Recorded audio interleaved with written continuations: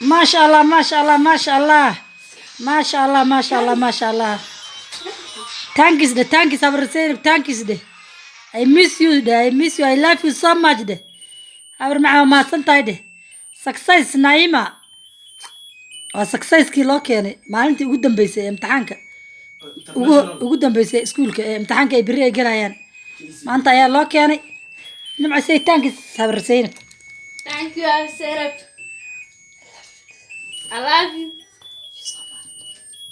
I love you so much. I was in a. ما شاء الله ما شاء الله ما شاء الله.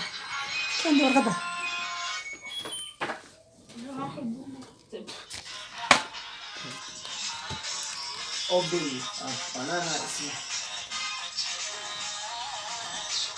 ما شاء الله ما شاء الله ما شاء الله.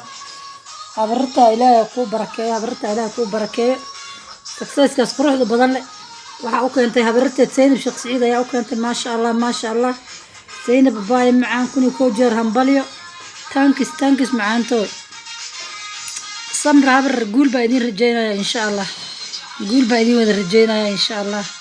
Assalaamu calaykum waraxmatullaahi wabarakaatuh.